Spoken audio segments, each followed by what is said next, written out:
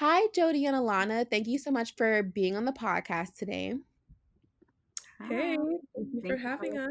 having us. Yes, of course. So, as usual, I like to start off with getting to know who the person is behind the brand, or in this case, the people. So, if you guys want to both like individually introduce yourself, who you are, how you got to where you are today, and how you guys both collectively came to a position to build this brand. Okay. Okay. Hi, I'm Alana. I'm a co-founder of Third Row. And well, I guess Jody, you can introduce yourself and then we'll talk about Third Row. Hi, I'm Jodi, and I'm also co-founder of Third Row. Hey, Um, hey. But yeah, Third Row, we're essentially building an online and in real life community for up and comers in this fashion space. So if you're a designer, an editor, journalist, stylist, literally whatever in the fashion industry, we're creating a space for you to meet your people and connect with them and learn from them and share stories with them so that you don't have to feel alone because you're not alone. exactly. So, what are some things that you guys have been able to accomplish so far with your brand? Ooh, so with our brand, what we've been able to accomplish, like Alana said, spaces online and in real life. Online, we do have a platform, a membership for different up and comers in fashion where people can connect and come together in the virtual space. But then we also do have amazing events that we get to put on. One of our inaugural events was actually Up and Coming, where we got the chance to partner with WeWork, and we got to showcase the designs of three up and comers in the fashion space. So, yes. Yeah, and it was pretty cool. And we worked with designers who had recently graduated from design school. So they were presenting their graduate collections. So that was pretty cool.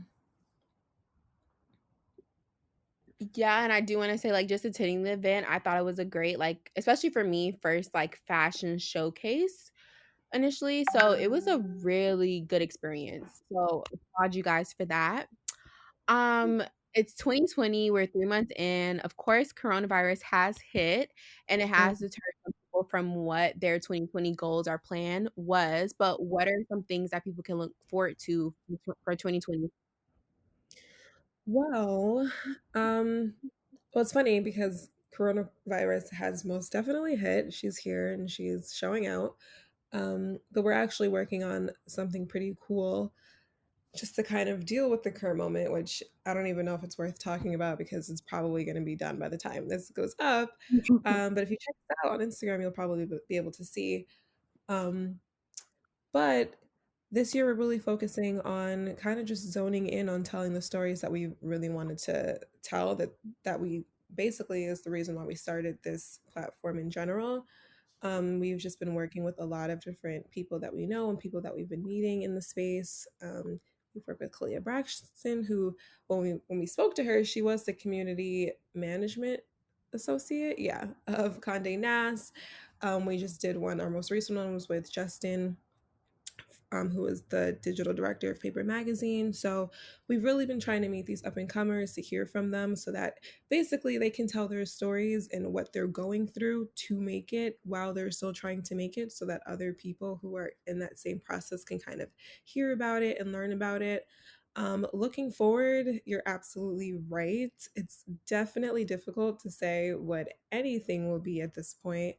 But ideally, we would definitely love to have our second event of up and coming bigger and better than we did it last year, and kickstart some new projects that we've been toying with. So yeah. Mhm. So, getting a little bit away from coronavirus and back to Mhm. normal life, how do you guys both balance the brand, coming up with ideas, working together? What is like a day in the life or week in the life for you guys? Oh, well, definitely for the both of us, we're fortunate enough to work from home on the regular basis. So we do have a lot more flexibility in our schedules and how we can come together and connect in that way. I am currently still in school. I go to FIT, and that can kind of shift a little bit our schedules and stuff like that. But Normally, what we'll do is kind of just pick like 2 or 3 days out of the week to meet up. We head to our office, which we both know is Starbucks, and we kind of hit the ground running. And whatever we need to do, to get whatever projects we need to complete or whatever things we need to work on or anything we're just thinking of that we want to just hash out at that time, we kind of just designate a couple hours to that. So our typical workday doesn't really start until 2 o'clock when we're speaking on terms of third row. But in the morning, whatever we have going on with our other jobs that we do have, we handle that, and then 2 o'clock we get to third row. Yep, and then we pay it all out, and we're usually there. Well, sometimes we're there until like closing, and we're Yeah. like, I know people hate us because we're the last people here every single night, Yeah. and they're just like, go home, please. Yeah, when the manager really knows you by name, is like, oh hey guys, how are you today? Then it's like, all right, maybe I'm here a little too much, but It's our office for real. Like this is our yeah. office. Like So going back a little bit, how are you guys able to one meet and connect and like come up with this brand and like come up with this collaboration? it's actually kind of a funny full circle story. So in this life as we're living it, Jody and I met because we were both interns for the same company, which is Harlem Fashion Row. But we actually went to high school together and we knew of each other. We kind of traveled in the same circles. We were both like music nerds or whatever. So we knew of each other, but because we were different grades, we never really hung out like that. We were never really friends or close like that. Um, but then I was already working at HFR and I was actually doing interviews to bring on new interns. And I did a full interview with Jody, didn't realize who she was until I think afterwards I went to respond to. Sorry, you can edit that out. That thing just threw me off. But I went to respond to her, send her an email, something, but I saw that the number on her thing was 516. That was the area code. So I was like, 516, she's from Long Island. I'm also from Long Island. Let me see where she's from. And I went and realized she's from Freeport, which is where we both are originally from. And I was like, oh my God, like what? And then I realized the name. I'm like, oh my God, this is Jody. It's crazy.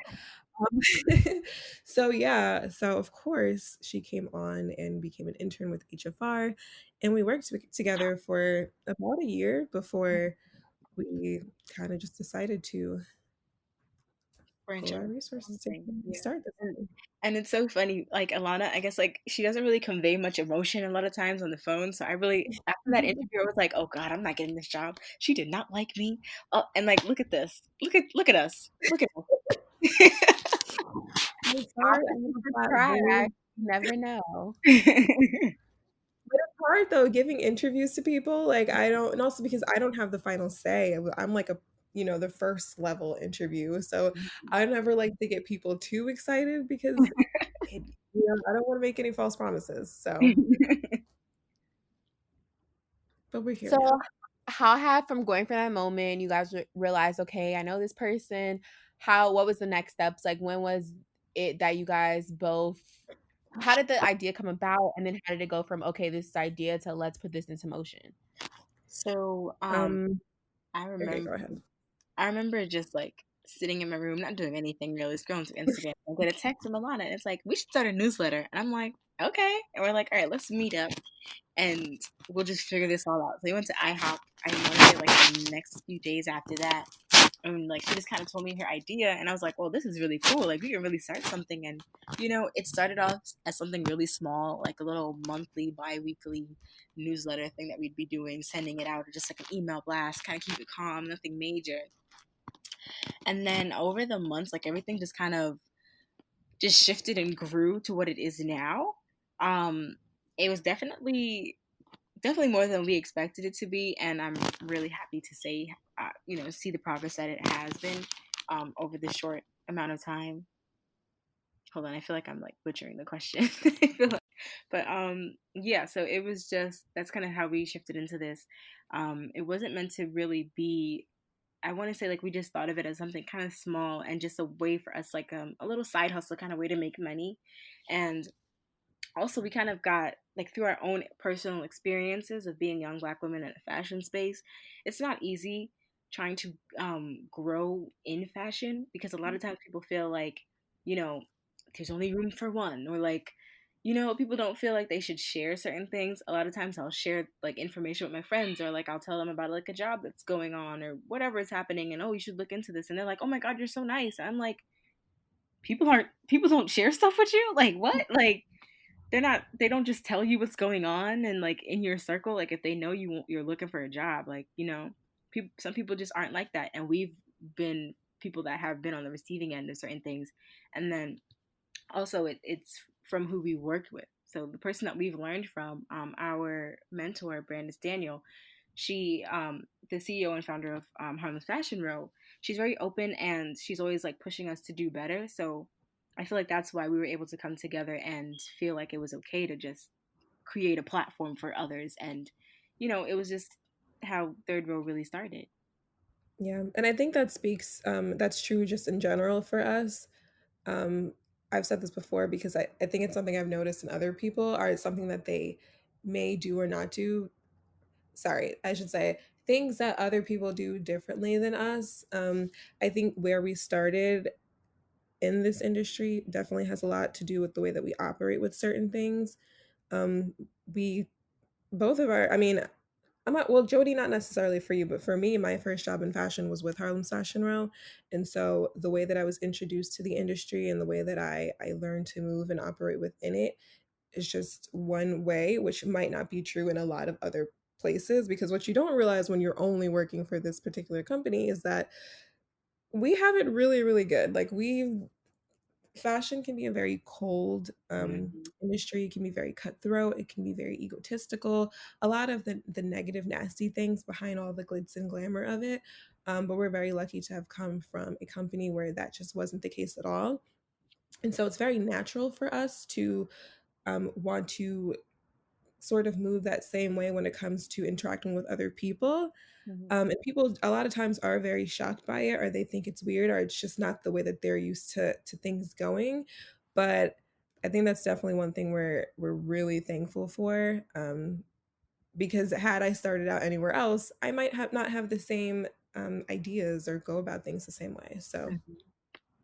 So it's funny you guys actually mentioned, I think it was you, Jody, who said it, that people weren't really sharing information. I literally just had an interview with someone yesterday who talks about like black education, how within like the black community sometimes people don't want to, support each other, or like they see it as, okay, I have this information. Yeah, I know that this person may need it, but I don't want this person to get there faster than me or win before I win.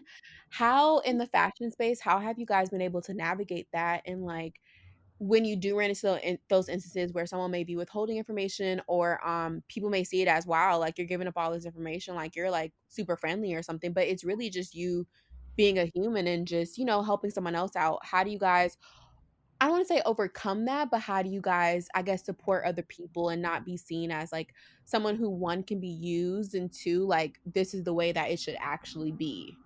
If I, that makes any sense, let me know. no, no, it does. yeah, it I does. think one thing that's really important to remember in any industry, but especially in the fashion industry, is that everyone's growing, whether you like it or not. Everyone around you is doing their own thing and they're growing. So it makes much more sense to work with the people around you than to work against them or to feel like you can't, you guys can't grow together. It just doesn't put you in a good place in the long run. And that's really what Third Row is about, Mhm. helping people network horizontally because it's just so important.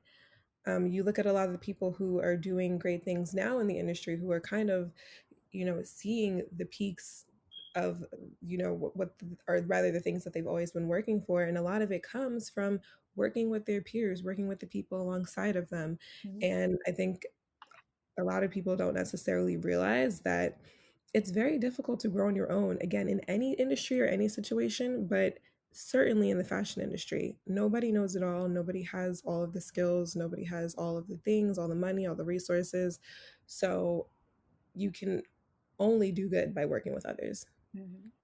And you have to think about it too, like in my school, I feel like there's so many different people that are going to grow to be fashion professionals and be doing different things in the industry. Why would I work against someone who may be, maybe heading sponsorships for another company that third row may want to work with in the future? Why would I try to taint any kind of relationships, or just be nice? Really, it doesn't take anything from you. It just, I don't really understand why a lot of people feel that. People really do feel the way that there's only enough room for just one. But you have to keep in mind that us growing, we're the ones that are creating the spaces, and we're also going to be the ones running the spaces. So we're the ones who can change what's going on. We can make more room. There's more than enough to go around in the end of it all. Because it really costs nothing. Like, trust Mm-hmm. me, we've come across our fair share of people with negative attitudes, egos, all types of things. And it's just like all of this energy for nothing, all of that energy being put into the wrong place when it could be put towards something so much more beneficial for free, for nothing, you know? But Yeah. whatever. And the way that we navigate that when we come across those types of things, we just handle what we have to handle, and we let that negative energy stay on its own side. And you just have to walk with a sense of confidence and a sense of uh, like a sense of self-worth, to know that, okay, this is their own issue.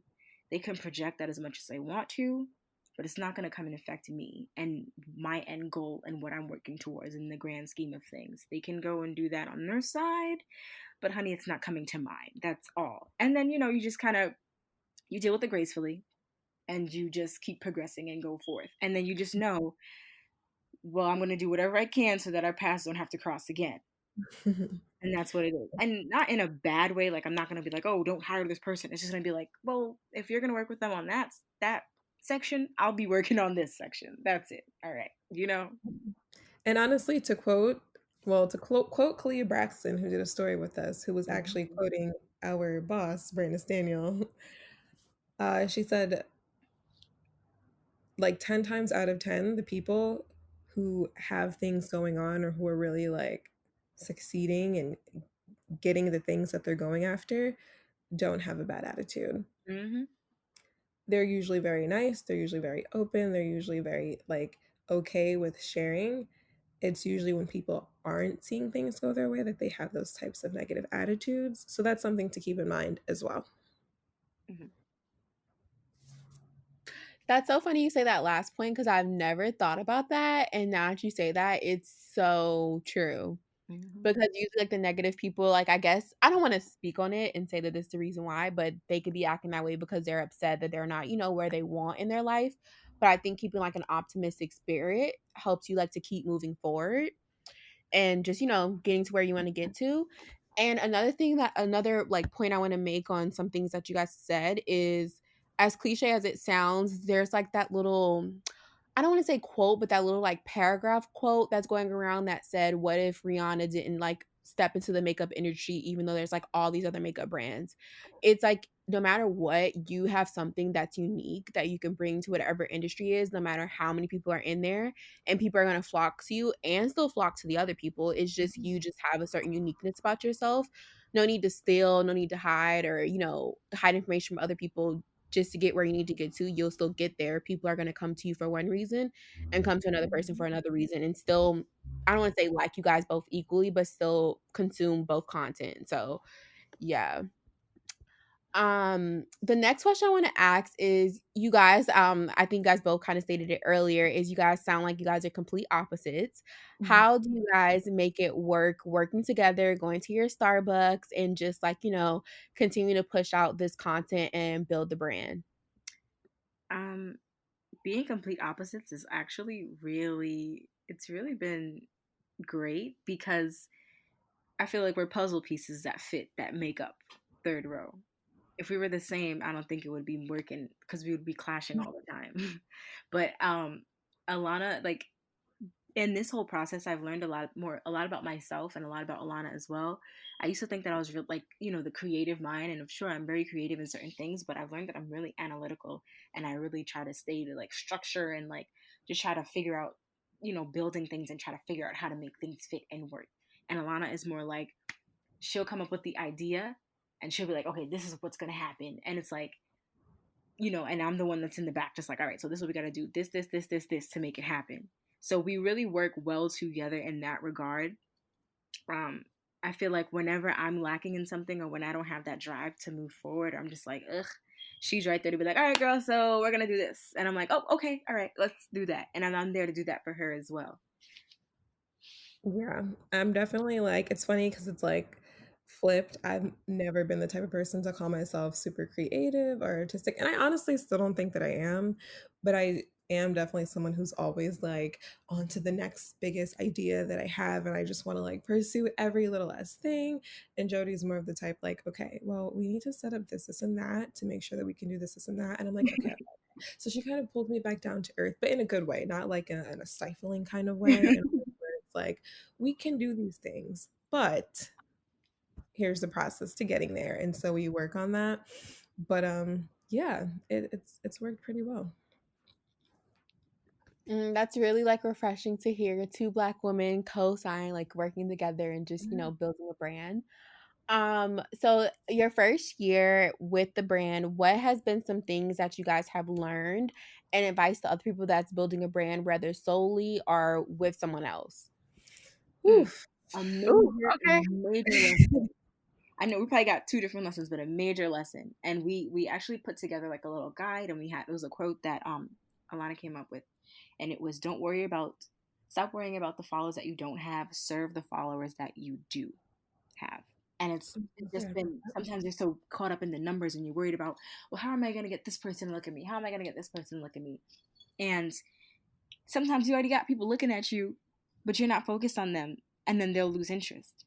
One thing that we did in our first for up and coming for the first year, we sent out a lot of different invitations. We had a limited amount of space that we could have, a limited amount of attendees, and we sent out a bunch of different invitations to people that are at major publications and press and this, that, and the third. And we were like, wait a minute. Now that we think about it, half those people didn't show up. So it could have been so many more people that genuinely have met us, people that want to talk to us, people that would have really enjoyed being in that space. But we were so caught up in the people that we want to get to that we didn't think about the people that were here for us day one. Like, like maybe they're not as far as they want to be in fashion, but we just weren't really thinking about them and how much of an opportunity that could have been for them to be in that room. So it's stuff like that that we've really learned. Definitely. That's probably number one. Um, two, I would say, is, and this is not like groundbreaking and this is nothing new. You've probably heard this a million times, but if you want to do something, you just have to go and do it. Like, you just have to be okay with putting the first iteration of whatever it is that you're working on out. Um, and understand that a year from now, 6 months from now, 2 weeks from now, whatever, you're probably going to look back and cringe at whatever it is that you put out and be like, oh my God, what was I thinking? This looks terrible. We're so much better now. But it's okay because you have to take the first step in order to get to the 10th step or the whatever step. You can't do that until you take the first one. So that's definitely true for us. Like, when we started out as a magazine, everything print, which is something we're so far away from now because we realized it's not for us. But even putting that together, we worked really, really hard to get it perfect. And at a certain point, we just had to put it out there. And even now, that was what, not even a full year ago. And just looking back to that first issue that we put out, it's like, ooh, I see so many mistakes, I see so many this. Like, it's just like, oh my God, please get rid of this, please. And even now with like our videos, we're literally learning every single time we produce a video how to do it better every single time. So if it's the equipment we have, we started out literally just like in people's houses with the one little, Sony camera that I have, and just saying, okay, go ahead, let's get it done, to, all right, let's try booking out a studio so we can have the kind of backdrop that we want, to, okay, maybe we need to like do that. Like, we add something new every single time and it gets better and better over time. And you kind of just have to be okay with people seeing that throughout the process. You cannot try to perfect everything behind the scenes because it's just wasted time. Yeah. And that would mean like if we could have spent the last, I don't know, 5 or so months trying to work tirelessly to get to the point that we are now, and then we would just be putting out our very first video. But instead, we've been working on content this whole time. So we already have like stuff out that people can look at us. And now if people come to our page, they can see the stuff that we produce, which still is not top tier and still has definitely so much more like room that it can grow to become better. But they can see like, oh, like this is pretty cool what they're doing, and I can see that they've been doing this for a while, and they're not new to it, they're true to it, and and they care, um, and understand that people are okay with that. I think a lot of times people don't realize how okay people are with seeing the process. I think a lot of times people appreciate it even more that way. But Mhm. um but I definitely get it from the founder side of wanting to be perfect and wanting your baby to be put out there in a certain way and only be seen in a certain way. But it's just not realistic if you really want to grow. Mhm. And you have to remember, like, people, not a lot of people are going to see you. Nobody's really watching you right now in the beginning stages. You have room to grow your audience as well. So you have to think about that too. If you try to sit there and make it perfect, just like Alana said, it's not going to get done. You're going to waste so much time and it's just not going to happen. There's no way you can make it perfect without putting it out there and getting a response first. Because you try and fix it up and you put it out there and nobody's even receiving it because you didn't even ask your audience what they wanted. So you got to just You test things have a out. direction. Yeah, exactly. Yeah, definitely. And honestly, one thing that I've had to learn to keep in mind also is that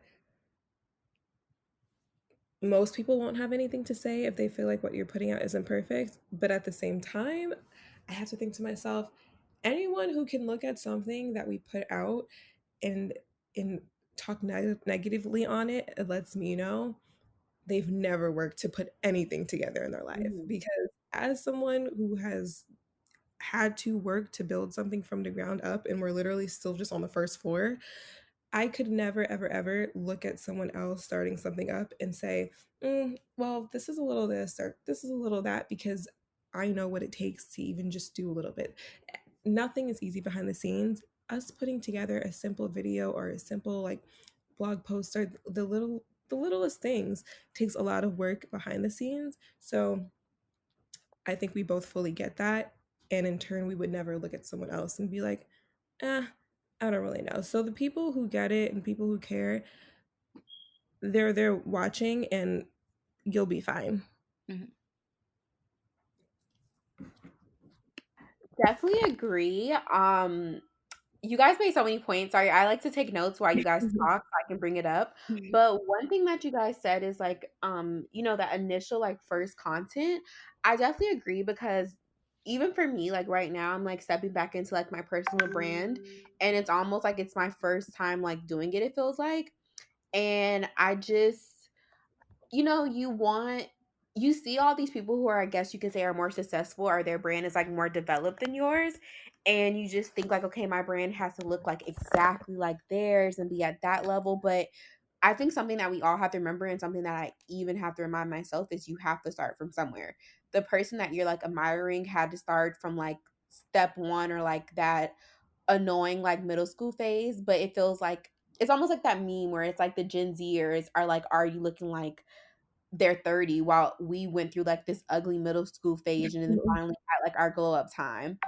And I think it's the same thing with your brain. Like you have to remember that sometimes you're not gonna be able to be like a superstar who can just start a YouTube channel and bam, they have like 100,000 followers or they're this, that, and the third. Unfortunately, you have to like build your brand slowly over time. And that's the thing, it takes time. So I completely commend you guys for like everything you have done within this past year. Like I was grateful enough to be invited to your event and I thought it was just a good experience. And like I always say from you guys, like I'm just excited to see you guys grow and just, where this brand goes. Um Jumping back again a bit with the questions, I do want to ask, how do you embrace this fashion space and the specialness that makes you guys who you are? How do you embrace that and bringing that into the fashion space? Um, I would say just remembering like the why we're doing what we're doing. I think it even goes back to like what you were just talking about as far as like not feeling like what you're putting out is perfect. I think it's very important to know exactly why it is that you're doing something, because then nothing can ever shake you. Like I said before, the fashion industry can be very cold, very egotistical, very um, unwelcoming. But if you know what why you're there to do, why you're doing what you, sorry, I don't know what I'm trying to say. If you understand what it is that you came somewhere to do, then none of that really matters. So I don't know. I would say that's kind of what's been driving us, just knowing like this is it. Like we're here to tell the story. So any of the other stuff is just like, bridge over, I mean, what is it? Water under a bridge? I don't know what the term is, but it's a grain of salt, something like that. All those old colloquialisms, I don't know. But it's not that important. And it's the same with as far as like putting things out and not being perfect, because it's like at the end of the day, if you have a why as to what you're doing, none of the other stuff matters. So that's why it's always been okay for us to be able to say, all right, well, the sound's a little bit off. Well, let's put it out anyway, because we know what's being spoken about is very important and people need to hear it and they want to hear it. So the imperfections are able to be looked past. And I think that's true for anybody. If you're just doing something to do it, if you're just, starting a magazine just because you want to put together pictures and that's what you want to do, it might not work out for you. If you want to do a podcast just so that you can like hear yourself talk, uh it might not work out for you the same, and it might not be easy for you to push through it, and people might not be as willing to look past the imperfections, because it's like, well, what's the point? Like, what are we here for? What are we listening for? What are we watching for? Mhm. I definitely agree. Um, I kind of want to switch back up the questions a bit. What has been one of the best moments for you guys within your space, building third row? I know you guys talked about the challenges and what you guys have learned, but what has been one of the better moments that like keeps pushing you guys forward to keep doing what you're doing and just, keep you guys remembering your why? Mm. I would say one of my favorite moments doesn't really have much to do with third row, but it was just like it was really inspiring. September we were fortunate enough to go to the Pier Moss fashion show.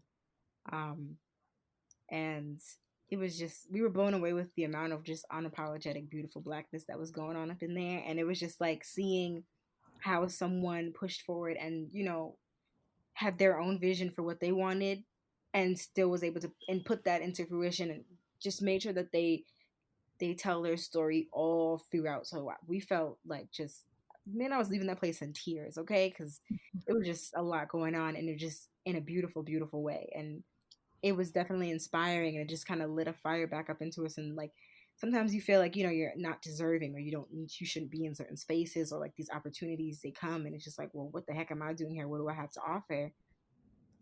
But in the grand scheme of things, you have a lot to offer. And sometimes we like to downplay ourselves and not really think about, our talents and what we can give and what we can receive from it. Because maybe you didn't come here to push anything out, but maybe you just came because you needed to be able to come and just absorb and just learn from this experience. So that was one of my favorite moments. I'd have to agree. Um, and then also to add to that, I guess we can add this as a moment, because literally yesterday, I think it was, we got this either yesterday or the day before that. We posted one of our most recent videos, which was with Oh, featuring Justin Moran, who's the digital director of Paper Magazine. And this girl left this comment. It was a longer comment and just talking about how much she loves what we're doing, how much she loved the piece that we put out, and how much it inspired her, and how she's just been supporting us since the beginning. And it was like, wow, like mhm. people are paying attention, people are listening, because it's very easy sometimes to feel like you're kind of just screaming into an empty room, or you're just like putting things out. I don't know if you've ever seen those those videos online of like someone like on like a stage pretending like they're at a concert, and it's like three people in the audience dancing with them. That's how it can feel sometimes. Mhm. But again, like we spoke about in the beginning, you got to serve the people that you that you do have in your corner that are paying attention to you, and then the rest will come. So that was kind of just like a nice moment to see that, all right, this is not all being done in vain. Because there's actually people that really do care and that are really listening and are counting on our content, to kind of give them that feeling that we've been getting from others. No, I definitely agree. I just want to say like all like that like kind of you guys didn't hear me because I muted myself, but that was like so sweet. I definitely know what you're talking about, but just because just hearing like those little moments of people saying like you doing what you do, it makes me like, keep wanting to do what I do or it inspires me. Like it really touches you, especially because what you just said, Alana, you feel like sometimes you're screaming into like, an empty room, but you just have to know that people are watching and even though they may not engage all the time, sometimes I think one thing that I'm learning, even like what we're dealing with at my job at the moment, is like how like sometimes people don't know how to engage with you. I know it's like, hello, I just posted this post. Why is it no one commenting? Why didn't anyone like this post? Or why aren't we getting as much as we thought? I think it's sometimes like learning like what the people want to see and how they engage with other topics. One example I think I learned in a podcast is someone said like go on Facebook, type out whatever your brand is and see all the people that are engaging with that with the Facebook ads and then engage back with them and then like have a normal conversation with them.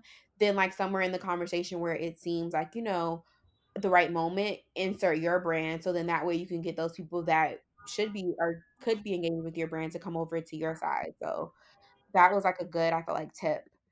Um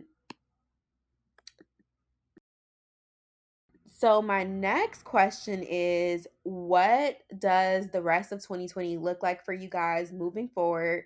Aside from everything going on, but what's like something that people can look forward to post coronavirus?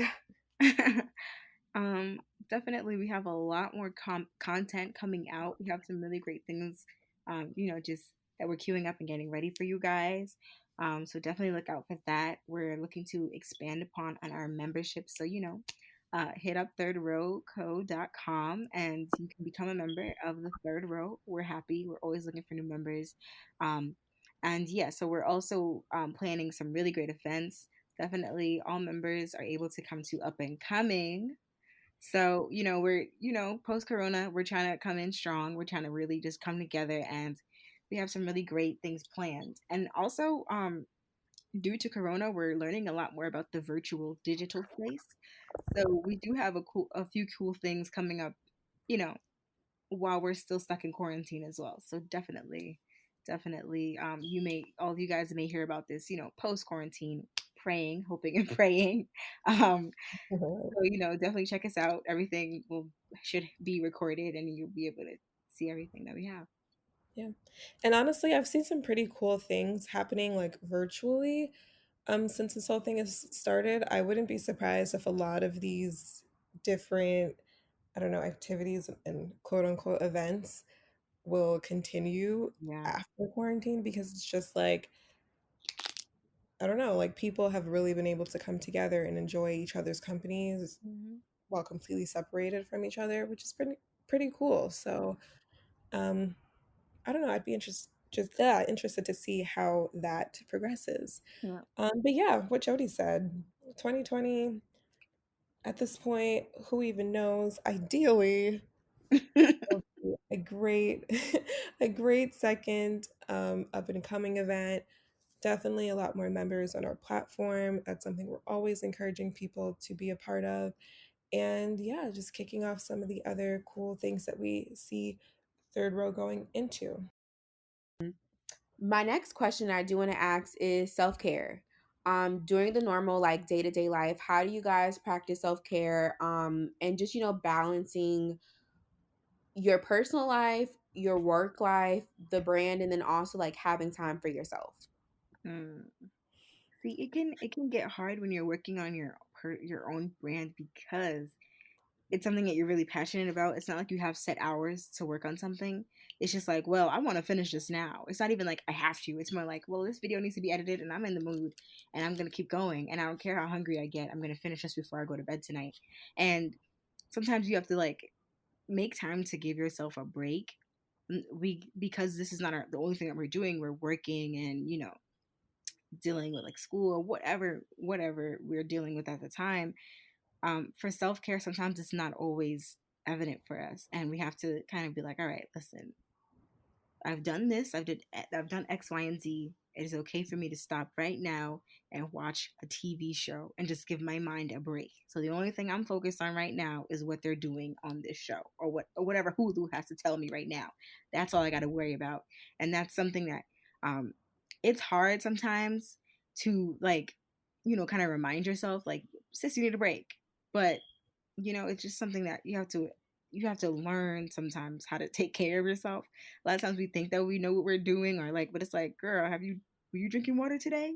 Like, did you schedule that doctor's appointment that you should be scheduling, like your annual? Like, come on, girl. Like, you gotta sometimes you gotta just like take a break from the working world and think about what your body is trying to tell you, or what maybe you having all these headaches because you're overworking yourself.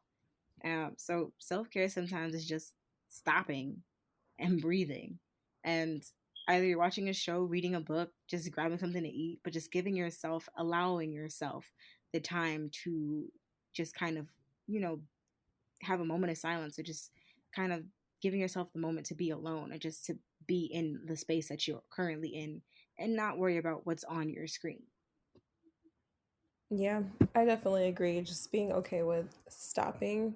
I'm kind like I've been the kind of person in the past to work through or motivate myself through deprivation, which is like not healthy in any way, shape, or form. So like I'll be like, I'm starving, but I'm not gonna eat until I finish this thing, which could be hours, even down to like things like I have to pee really bad, but you know what? I want to finish this. And because it was weird, I would almost look at my body being in like a comfortable place as like a privilege that you work for, as opposed to a place where you should start from. So I kind of had to flip my thinking as far as that. And then, like Jody said, learning that it's okay to stop. Especially working from home, like seeing that our regular jobs we work from home, and then also we work do our stuff for third row from home or from wherever it is that we are. Um, the lines become very, very blurred as far as like when are we working and when are we not. So oftentimes, and this still happens, I'm not perfect, but like I'll wake up and literally my laptop stays in my bed with me. I wake up and flip the laptop open, go right to my emails and look at, okay, what do I have to do today? And it's like nobody should wake up like that. Wake up, go, I don't know, splash some water in your face or something, brush your teeth, get some breakfast, like say hello to people, look outside, just doing this very simple things that we should all be doing, um, and not feeling like that's something that I just like have to work for, that I need to earn by doing the work that's going to get done anyway. Mhm. That's like quarantine has definitely upgraded my self-care. Um, I feel like I have more time for myself. Listen, I have the same 24 hours in a day that I had before this crap. And I feel like I have more time than ever. I don't know what is going on here, but I feel like I guess just knowing that, you know, everything is kind of in shambles around me. I've just been trying to make sure I pay attention to myself because, Corona's not bothering me, so I should not be bothering myself. So, you know what I mean? Like, I just got to make sure that I'm just trying to learn that give myself time, and make sure that I deserve to work in a clean space and stay clean, like, um, clean my room sometimes is self care. Like, it's just putting things where they need to be, or just like, again, giving yourself that moment to just sit in stillness, sit in silence, or just watch a show, read a book, whatever, And paint nails, also, like anything. I feel like also having hobbies that you Mm, leave specifically and strictly as hobbies, having interests outside of work. I think we live in a culture right now where our first instinct is anytime we have something that we're remotely interested in or remotely good at, it's like, ooh, I should make this a side hustle. Well, how can I turn this into something more? Which I get it because we live in the age of the side hustle and we live in a world where it's becoming harder and harder to make a livable wage, whatever that is. So I 100% get it, but at the same time, mentally, I think it's important for people to be able to just do things. If you like to pick up a paintbrush and put it on a canvas and make art, you should be able to do that and not feel the pressure to, well, I need to sell this or I can make this. Mhm. That ruins it, you know? Not for everybody, but I think for a lot of people, it ruins it. So I think just allowing yourself time away from work or away from feeling like you need to meet a bottom line, you know? And I think this quarantine has been very interesting because initially, you know, everything it's shut down, people are out of work, and the first instinct was, well, how are we gonna, you know, like how do we use this time to flip it and make more money or become Mhm. better or advance our careers? And I get it because I honestly at first had the same reaction until I realized one day I'm like, bro, this is the closest we're ever going to come to the world stopping. Probably. Like literally nothing is moving forward right now, so it's okay if I'm not like moving forward, you know, despite it. Even and it's funny because it goes back into like your your head and being this young 20 like something in this world where you feel like you're not doing enough even though you're doing just fine. But I almost feel like dang, like am I doing enough? I'm not doing anything when literally nothing's happening. Like Mhm. nothing's going on. I feel like I'm being left behind, but nothing is happening. I can't help but to feel that way. That's so funny you bring that point up because I think I've seen like that post come up a little bit more like frequently where I've seen people say like stop trying to make everything a side hustle, have an actual hobby. I think we're just in the generation where everything's like how can I make more money? Make sure you have several streams of income so that way if one thing happens, we're just in like, you know, that kind of like culture right now and people just are trying to like make money any way possible. And then another point, I think it was Alana, I think you brought up this point, is you have like your laptop in your bed. That's something that I honestly struggle with. Like I literally sleep with my laptop, my iPad, my phone usually isn't in the bed with me, but it's like super close. And it's a question for both of you guys, but the first question is like how do you or how has this certain state of life, how has it maybe stopped you from doing that if you have? If not, it's okay. And then also, what's like you guys' like work from home routine or tips to people who aren't used to working from home, but maybe spending the time like eating all their snacks and like watching Netflix? What is like a great way to like be productive while you're working from home? um, I would definitely say kind of give yourself like one thing that we kind of had a conversation the other night actually, and like we were talking about how we both do the whole laptop in the bed thing, and I'm trying to like challenge myself. You know, I have a desk in my room but my laptop's in my bed. I need to learn how to get the heck out of my bed, and when I'm working on my laptop I need to have my laptop on my desk. My laptop, my bed is a sacred space. My laptop and work should never touch this bed. If I'm going to relax or I'm going to sleep, that's when I touch the bed. But if I'm working, I need to stay away from it. And that's something I have to kind of get myself into, because then I'll, you know, I feel like um, sitting in your bed is comfy, but sometimes you're not in the mood to work. You feel like, well, I'm in my bed. I can watch, like, you know, I can kind of slack off and watch something or do da da da, whatever, do something else, or I can end up scrolling on Instagram. But it's like, I feel like once you put yourself in that zone and you make space for work, then it kind of works out a little bit better in your favor. And then also we also say that we do work from home, but we still go to Starbucks. Sometimes you need to change the scenery and like just getting ready to go somewhere, even if it is just like a coffee shop or you want to go sit in McDonald's, I don't know. Whatever you want to do, just getting out of the house so you feel like you went somewhere, you feel like you went to work. Like, you know what I mean? Yeah, I'd have to agree. Just well, no, actually, now that I think about it, I don't agree because I'm glad like she's definitely progressed in that area. I have not. Very much still sleep with my computer in my bed. I very much work primarily from my bed when I am at home, which is terrible. I don't know. I love my comfort, but it is definitely something that I need to get past. I w- And it doesn't have to be terrible though. if you're efficient enough and if it works for you and you feel like you can be in this bed and get shit done, then stay in your bed. That's fine. If you're like me and all right, sis, you about to get on Hulu, you about to be scrolling, girl. Get out of your bed. That's it. But go ahead.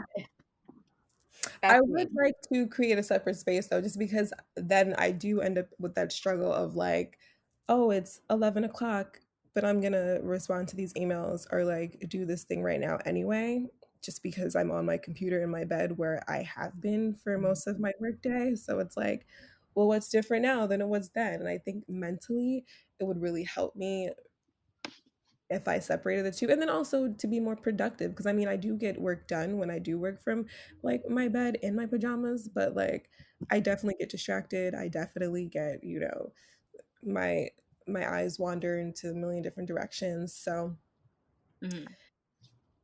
I don't know. We're working on it. And then as far as like a routine, I don't know. It's like wake up. I mean, because the way that we work, um, things kind of change every day. There's really not too much structure as far as what we needs to happen every single day just because it's changing so much. So usually I get up, I'll have a call in the morning with my boss to go over a bunch of stuff for work and then I'll work on some projects.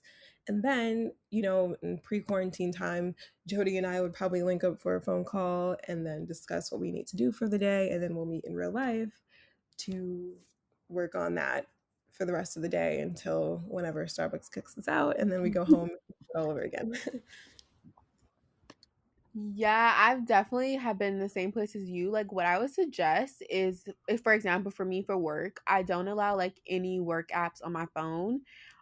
Usually I don't bring my work computer home with me just because I actually go into work, but considering it's work from home, I had to bring it home with me. So what I'll do is like say if like I have like if there's an email and I'm like, okay, I know the answer to it, I'll just reply to it now. Instead of me sending it at that moment, I'll schedule to send at my normal start time the next day, just so that way I don't let people think like, oh, I could just message her at any time and I seem so free and open. Mhm. And kind of like help to set that boundary for them and then kind of like getting myself a reminder like, look, I shouldn't be working right now. I should be like enjoying my off time. But that's just like, just little things I learned here and there. Um, Noted, noted. yeah, winding down the questions. I do thank you guys so much for taking the time out to speak. Is there anything that I didn't ask or anything that you guys want to say before we ask the last question? Mm, I think I'm good on my end. I think we're good. Okay, so then the last question I like to ask everyone, the podcast is called Pour Into My Cup, and I just like to do a little check-in. There's no right or wrong answer, but how do you feel at this moment? Like, do you feel like your cup is half empty, half full? Where, what is your current like state of mind, I guess? I feel personally right now that my cup is half full. Generally, I always feel like my cup is half full, though. I'm really optimistic and I'm always just kind of, looking for the next thing and just enjoying the moment that I'm currently in. Mm. I feel like, when you're at 7-Eleven and then you fill your cup with like every different Slurpee, Mm, tastes yeah. terrible, but like you drink it anyway because it's like, this is kind of cool. I think that's where we're at. Like, things are moving, things are going. I'm very happy with the things that are happening, but definitely every day it's like, what's going on? What am I doing? What's happening? But like Jody, I'm very optimistic. And yeah, one thing I'm never really super afraid for my future. I'm never super like scared that nothing will ever like come of myself. I don't know. Because I kind of just feel like at the end of the day, I know I have my ability, I know what I bring to the table, and that's something that nobody could ever take away, right? So even if Jody and I, like this whole third row thing went up in flames tomorrow, we both are very capable people. So if we wanted to go do something completely different after, that's 100% possible. And there's nothing that could ever really cause us to fail. Like I always like to say, I can fail, but I'm not a failure. There's a difference. Mhm. So yeah, I'm very optimistic, very happy, confused, but excited. Yes, definitely confused but excited. That's a good one. I love that I can fail, but I'm not a failure. That I'm writing so I'm doing a Mary Jane right now where I'm Oh, putting like different quotes in my room. Ooh. And so I'm having like one area where I put like my goals. That's like my stationary like reminder. But then I'm trying to like put different like quotes throughout my wall right now. Don't really care about aesthetics at the moment. But yeah, I just want to like have different quotes. I'm definitely adding that to my quotes.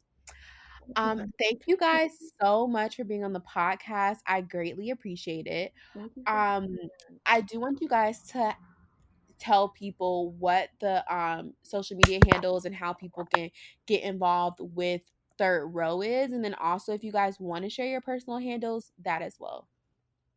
So you can find Third Row on Instagram, Facebook, and Twitter. We are at Third Row Fashion on all platforms. And you can also check out our website, thirdrowco.com. And that's THIRDROWCO.com. yep. And All right. then, Oh, go ahead. Sorry. oh no, I was gonna say if you wanted to do personal platforms, Oh yeah, yeah. mine is just my name, Alana Azaji, and then Jody's. Yours is your Jody. name too, right? Yeah, mine is my name, Jodi Ann Scott on Instagram, Jodi Ann _ Scott on Twitter. Alrighty. Thank you guys so much. I appreciate it. Thank Thank you. you. Thanks for having us. Yay.